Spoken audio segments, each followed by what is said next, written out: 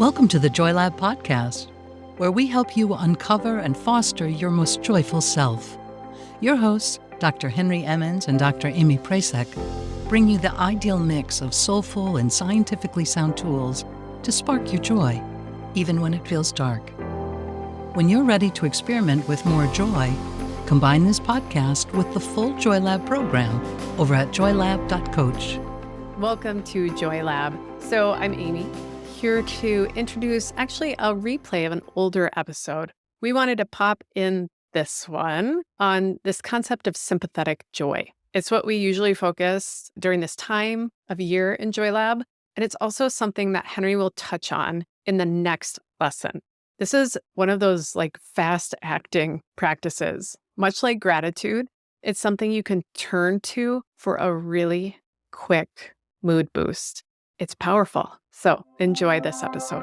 Hello, I'm Henry Emmons, and welcome to Joy Lab. And I'm Aimee Prasek. So here at Joy Lab, we infuse science with soul to help you uncover joy. To do that, we focus on building the elements of joy, the positive emotions and inner states that become the building blocks for a joyful life. So the element for this episode is sympathetic joy. This might not be a familiar phrase for a lot of us. So let's start with a little background. So it's based on a Buddhist concept that's also called mudita. That's a word from Pali that roughly translates into taking delight in other people's well-being. So Henry, I think you can probably give us a little more background about this. How does it fit into the larger context of mindfulness and really what we're doing here at Joy Lab?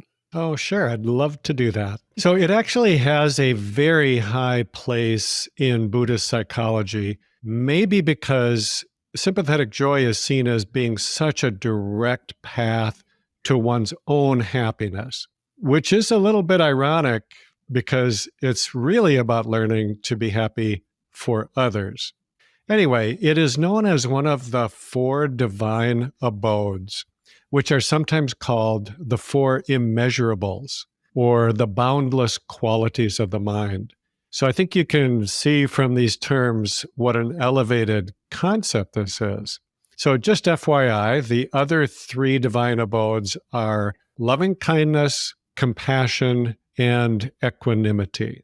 Yeah, I think it's interesting that translations of this concept include words like immeasurable and boundless, and also home or dwelling. So it makes me think of this grounded, familiar place within ourselves, that home, that is also infinite and mysterious and always nourishing. It's a place I like to hang out in. So I think it's also interesting that as we set out to plan the Joy Lab program, we didn't consciously try to include the four divine abodes, yet they all showed up as four of our 12 elements of joy. So I think we might be onto something. Yeah, I think we're in very good company here. So I think of these four as being the very highest qualities of what I call a good heart, or you might say an awakened heart. And they fit so closely with our entire premise at Joy Lab because these are positive qualities that can be cultivated. So we've talked before about neuroplasticity and how the brain is capable of change no matter how old we are. So we are always creating new pathways in the brain, whether we know it or not. Some of them are helpful, some are probably harmful. And these four would be at the very top of the list of the good pathways, the helpful ones that can not only serve as antidotes for unhappiness, but they can also make us better and happier people. It seems like also such a natural follow-up to gratitude, which was our previous element, because they are both so relational and they bring people together. And sympathetic joy feels like it takes gratitude to sort of the next level, like gratitude on steroids or something. It reminds me that we are all in this together. And in addition to sharing things, we can even share in each other's joy. So on its face, that seems like super obvious. Yeah, let's celebrate together. We all win then. But there are a lot of surprising obstacles to this element. These thoughts like to float in. Like, why should I celebrate your wins when you haven't celebrated mine? Or I should have gotten that job or that fiance. Now what's left for me?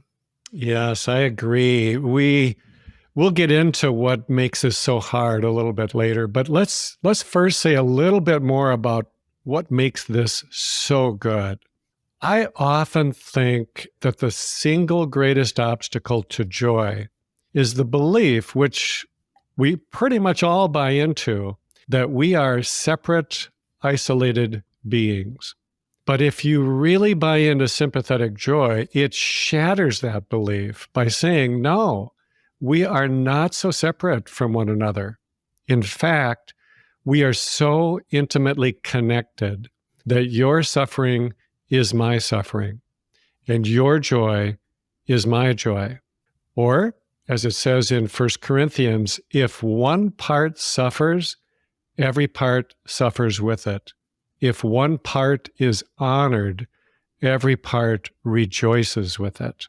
So if we practice it, finding joy in the well-being of others will help us feel connected with them. And in a way, it is also just incredibly practical. To paraphrase the Dalai Lama, why rely just on your own good fortune? If there are 8 billion people in the world, and you can be happy for their good fortune, then you have just increased your chances of being happy by 8 billion times. Yeah, 8 billion simple ways to boost joy. I love that. So the funny thing about this, though, with these sort of 8 billion opportunities, is that there is actually a surprisingly tiny amount of research on the impacts or on the concept of sympathetic joy. Of course, I do still want to talk about a little bit of research, and maybe it's still my pandemic brain talking, but I want to expand on this idea of a global potential for joy and sort of the viral nature of emotions. So this phenomenon is often called emotional contagion. And that term and the pioneering work on this comes from Dr. Elaine Hatfield. And the idea is that we unconsciously mimic and synchronize with those around us, kind of getting after this idea that we're isolated beings, that myth. We're going to bust it here. So there are two things I want to highlight about this concept that I think really tie into sympathetic joy. The first is that our mental and physical states are impacted by the emotions and states of those around us, meaning we are interconnected creatures. And two, we need to have awareness and be able to navigate that interconnectedness so that we're not constantly surprised by it or overwhelmed by it. Okay, so let's quickly dig in. There's an aspect of emotional contagion that Dr. Hatfield cites, which is called mimicry, or more specifically, we'll talk about some motor mimicry. This term describes how humans and some other species tend to mirror the facial expressions, the vocal sounds, and postures of others near them. And I like to think about things like yawning, laughing, crying. You know, when we see someone else do any of these things, we are way more likely to do them too, and almost feel like we can't control it. Like, who hasn't been kicked out of class for laughing too much? Henry, have you been kicked out of class for laughing too much? I'm not telling. I had an issue with this. But now going a bit deeper, imagine for a moment when your partner or someone else to you, or someone else close to you, is in a bad mood. So how does that make you feel? Very likely it puts you into a worse mood as well. So this phenomenon is something scientists call neural resonance, or even better, love this, brain-to-brain coupling. Sounds so sci-fi, right? But it's actually not. It's a really robust, predictable phenomenon. So what happens here is when we observe another person's emotional state, really their affect, right, or their outward expression of that emotion, when we observe that, the same neural representation of their state is activated in us, including all of the physical responses related to that state. So cool. Okay, so I want to just go a little bit deeper here on another area of research, which is called autonomic mimicry or autonomic synchronization. Now, this research explores the changes that are pretty much invisible externally and that we have far less control over. So the idea here is that we match the physiology of those near us. So these aspects of contagion really make sense from an evolutionary perspective because we as infants, can't talk or really do anything. So at infancy, we align our physiology with our caregivers so that we can hopefully more successfully interpret the world through them. And so this resonance, this alignment doesn't just shut off when we reach some age point. And this is demonstrated by the synchrony of things like heart rate, hormones like cortisol, and pupil diameter during social interactions. So, right, you'll face someone with eye contact and a bit of conversation, and your pupil diameters sync up. Sit with a friend, and your heart rate and cortisol begin to align. Your breath rate syncs up. So we actually align these autonomic functions with those around us, generally those who we feel closer to. All right, I should wrap this up. Clearly, we are not isolated beings, and we have 8 billion folks milling all around with billions of viral emotions.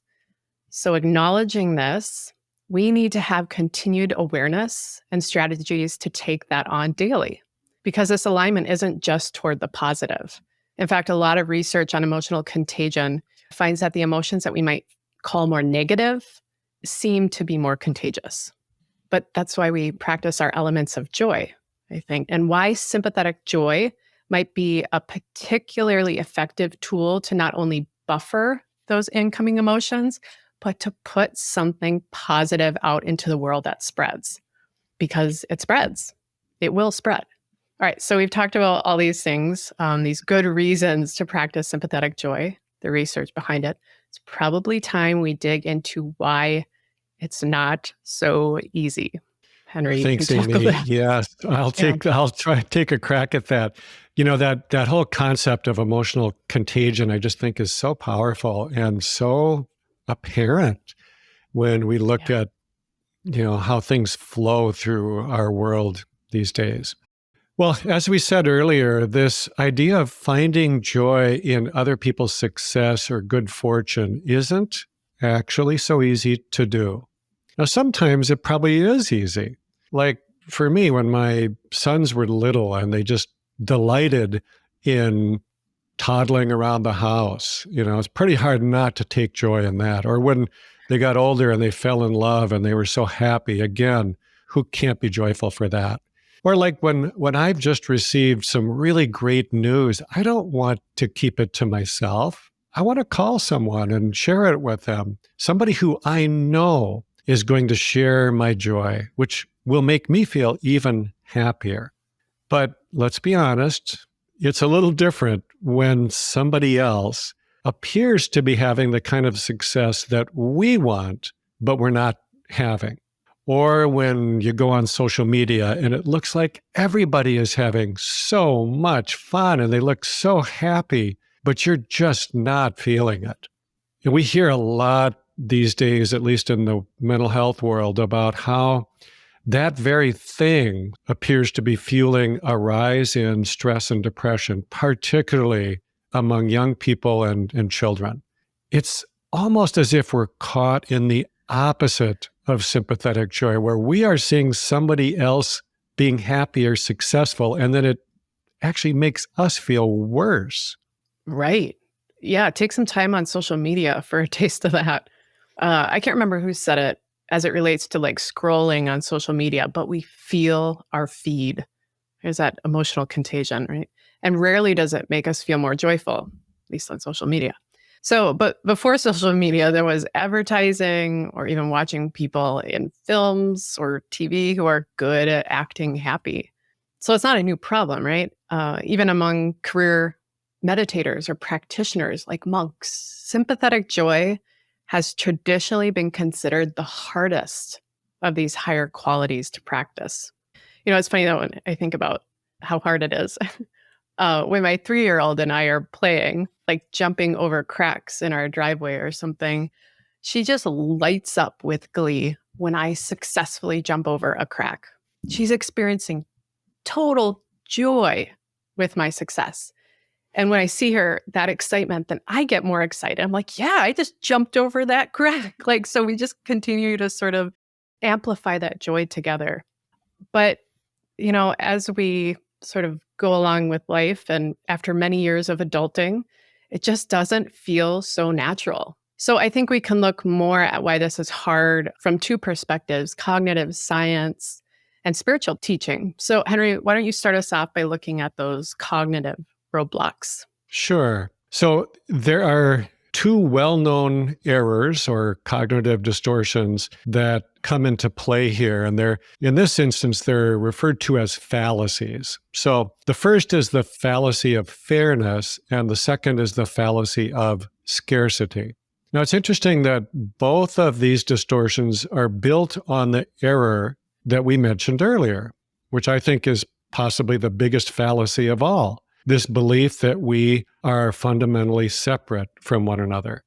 Now, it's easy to see why fairness is so lodged into our thinking. I think we've been taught about this since we were little kids, at least kindergarten, maybe preschool, and it's really pretty central to our Western and democratic ideals.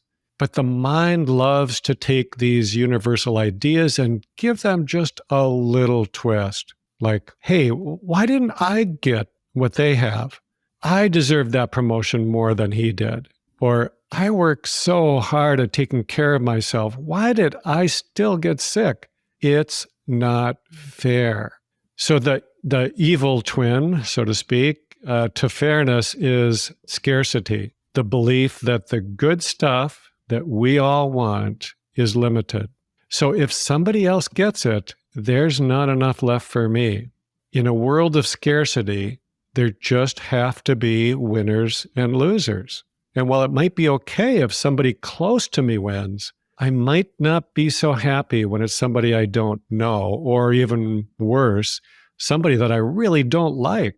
The Buddhist literature calls these obstacles the near enemies and the far enemies of joy. I really like that poetic language. The far enemies are the more obvious, in this case, feeling envy or jealousy, which both arise pretty naturally from our constant competitive comparing ourselves to others. The near enemy is trickier because it's some form of deception.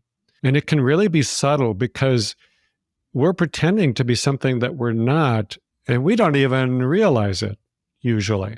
So, for example, this is I think a pretty relatable example. Think about watching some kind of a televised award ceremony.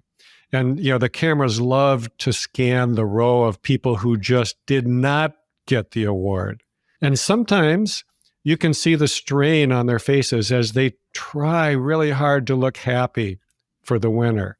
And remember, these are the best actors in the world. So believe me, I am not throwing anybody under the bus here, because we can all relate to that, can't we? So like we said, this is hard. And it might be because it goes to the very heart of our real problem. And here's a quote from a Taoist philosopher called Wei Wu Wei. This is a quote, by the way, that I find sort of hard to understand, to get my mind around, but I think it's really profound. So here it is. Why are you unhappy? Because 99.9% of everything you think and of everything you do is for yourself, and there isn't one. Now, like I said, it's hard for us to get our minds around the idea that there isn't really a me or a personal separate self from you. That's why we need a practice like this, some kind of a heart practice, because it bypasses the limitations of our thinking minds. So what we're really talking about is to realize at a deep level how interconnected we all are. We might agree with that at an intellectual level, but I think we really have to have models of genuine connection in order to make it more real. So, Aimee, will you give us an idea of what a world like that might actually look like? Yeah, there's actually a poem by Naomi Shihab Nye, which gives us like a vision, I think, of this possibility. It's called Wandering Around an Albuquerque Airport Terminal. So I'm going to read it. After learning my flight was detained 4 hours, I heard the announcement. If anyone in the vicinity of Gate 4A understands any Arabic, please come to the gate immediately. Well, one pauses these days. Gate 4A was my own gate. I went there. An older woman in full traditional Palestinian dress, just like my grandma wore, was crumpled to the floor, wailing loudly. "Help," said the flight service person. "Talk to her. What is her problem? We told her the flight was going to be 4 hours late, and she did this." I put my arm around her and spoke to her haltingly. The minute she heard any words she knew, however poorly used, she stopped crying. She thought our flight had been canceled entirely. She needed to be in El Paso for some major medical treatment the following day. I said, no, we're fine. You'll get there. Just late. Who is picking you up? Let's call him and tell him. We called her son and spoke with him in English. I told him I would stay with his mother till we got on the plane and would ride next to her, Southwest. She talked to him. Then we called her other sons just for the fun of it. Then we called my dad, and he and she spoke for a while in Arabic and found out, of course, they had 10 shared friends. Then I thought, just for the heck of it, why not call some Palestinian poets I know and let them chat with her? This all took up about 2 hours. She was laughing a lot by then, telling about her life, answering questions.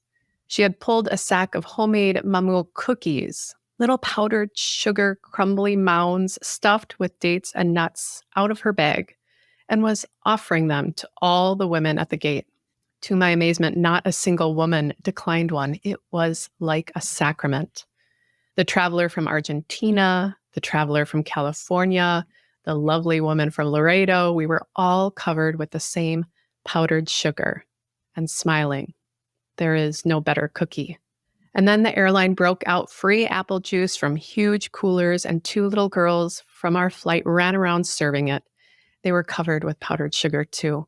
And I noticed my new best friend, by now we were holding hands, had a potted plant poking out of her bag, some medicinal thing with green furry leaves, such an old country traveling tradition. Always carry a plant. Always stay rooted to somewhere. And I looked around that gate of late and weary ones and thought, this is the world I want to live in. The shared world. Not a single person in this gate, once the crying of confusion stopped, has seemed apprehensive about any other person. They took the cookies. I wanted to hug all those other women too. This can still happen anywhere. Not everything is lost. Not everything is lost. Even though more and more we do seem to be living in a world of disconnection, of us versus them, some form of tribalism. Is that really the world we want to live in? Or is it the shared world? Thank you so much for listening to this Joy Lab podcast. We hope you'll also join us in the Joy Lab program, where we develop the skills you need to live the elements of joy and to create your own thriving and connected life. Thank you for listening to the Joy Lab podcast. If you enjoyed today's show, visit joylab.coach to subscribe for your monthly infusion of joy and to learn more about the full Joy Lab program. Be sure to rate and review us wherever you listen to your favorite podcasts. Thank you for listening to the Joy Lab podcast. If you enjoyed today's show, visit joylab.coach to learn more about the full Joy Lab program. Be sure to rate and review us wherever you listen to your favorite podcasts. Please remember that this content is for informational and educational purposes only. It is not intended to provide medical advice and is not a replacement for advice and treatment from a medical professional. Please consult your doctor or other qualified health professional before beginning any diet change, supplement, or lifestyle program. Please see our terms for more information.